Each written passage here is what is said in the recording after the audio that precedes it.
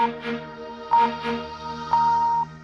चरण के 8 जिलों में 19 अप्रैल को मतदान होना है और इस समय हम मौजूद है जनपद मुजफ्फरनगर में। जनपद मुजफ्फरनगर में जो भाजपा प्रत्याशी है डॉक्टर संजीव बालियान, वो भी अपना दमखम दिखाने में लगे हुए हैं और वहीं सपा गठबंधन प्रत्याशी जो है हरेंद्र मलिक, वो भी अपना दमखम दिखाने में जुटे हुए हैं। हम इस समय कचहरी परिसर में मौजूद है, हमारे साथ कुछ अधिवक्ता मौजूद है। मैं कैमरामैन से कहूँगा कि वो दिखाएं कि जो इस समय कचहरी के हालात हैं, और हम उन लोगों से वाकिफ़ होंगे। आज जो अधिवक्ता हैं, जो इस समाज की नींव है, वो बताएंगे किस तरीके से चुनाव का माहौल जनपद मुजफ्फरनगर में बना हुआ है और क्या क्या गतिविधियाँ इस समय चल रही हैं। जी, आपका नाम?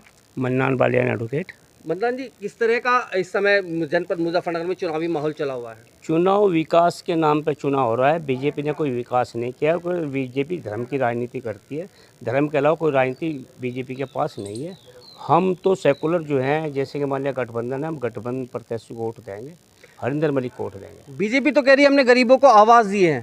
आवाज़ देने से काम नहीं चलने का। आवाज़ से कहाँ किसको आवाज़ दे दिया?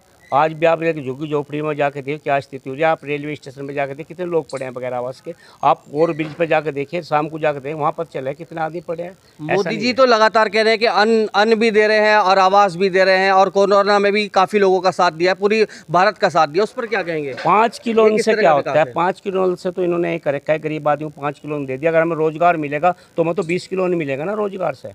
तो 5 किलो अन्न से हमारा काम नहीं चलने का। धन तो अपने आप ले रहे हैं इन्होंने, बड़े बड़े ऑफिस खोल दिए अपने, धन से ही तो खोल रहे हैं ऑफिस। और हमें क्या देता है? 5 किलो। 5 किलो में कितने आदमी मिल रहा है और क्या नहीं मिल रहा है? वो चावल क्या रेट का है? वो चावल देखो ना, रोजाना पता नहीं कितने आदमी बीमार हो रहे हैं, टीवी में हम भी सुनते हैं। आज हम परिवर्तन चाह रहे हैं और परिवर्तन में लग रहा है कि गठबंधन, इंडिया गठबंधन की सरकार आएगी। बीजेपी 160 भी पार नहीं कर पाएगी। क्या बीजेपी के पास कोई दिव्य दृष्टि है कि भाई 400 पार? क्या 400 पार क्या नारा दे रहे हैं? किसी प्रधानमंत्री ने नारा लगाया?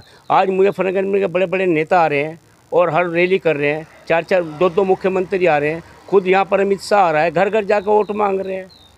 तो ऐसा नहीं हैगा। वोटर बहुत समझदार हो गया। हर सर्व समाज का वोट हरिंदर मलिक पर जा रहा है। जी, आपका नाम? मेरा नाम हनीफ अंसारी एडवोकेट है। हनीफ जी, मोदी जी कह रहे हैं 400 पार, क्या कहेंगे? 400 पार? 400 पार का तो जब चुनाव होगा, जब परिणाम आएंगे, जब पता चलेगा कि 400 पार क्या है।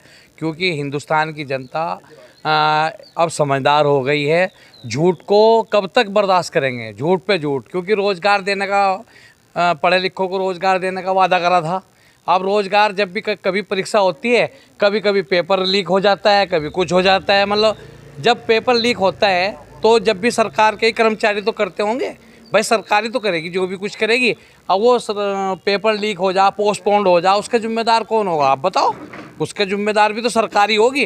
यानी कि रोज़गार नहीं देना पढ़े लिखों को। अब जब पढ़े लिखे बेरोज़गार होंगे तो अब वो नाराज़ हो, उनको हम रोज़गार देंगे, तो फिर वो कहाँ तक सही है?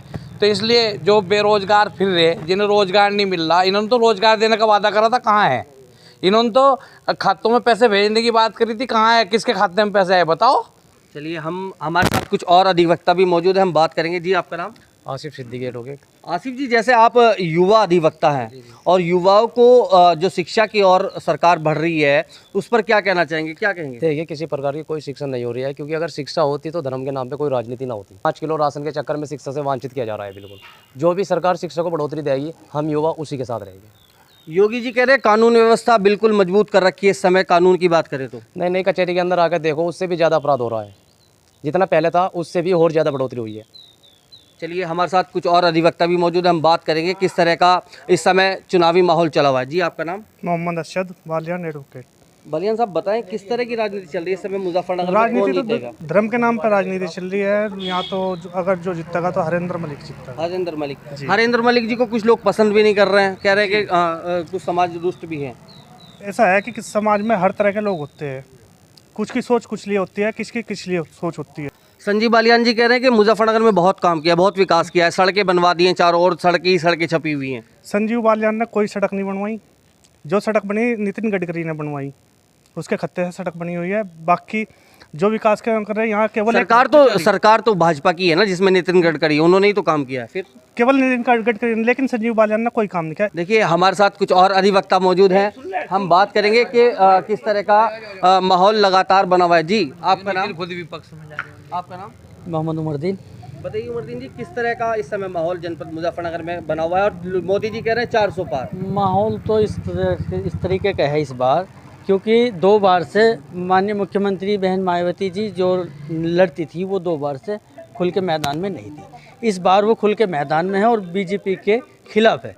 और इस बार जहाँ जहाँ भी मायावती ने अपना प्रत्याशी उतारा है वहीं वहीं बीजेपी हार रही है। और यहाँ मंत्री बालियान साहब का जो हारने का कारण है वो दारा सिंह जी हैं, जो इस समय इलेक्शन लड़ रहे हैं बसपा से।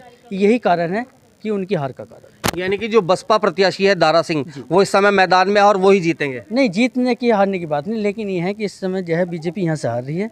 ये 2 प्रत्याशी हैं, गठबंधन और बसपा से, इन 2 में से ही चलिए, जो मोदी जी बार बार नारा दे रहे हैं 400 पार 400 पार, तो उसमें कितना दम नजर आ रहा है? कोई दम नहीं है उसमें। कोई दम नहीं है। यानी कि इस बार मोदी सरकार नहीं पार कर पाएगी। 160 150 प्लस।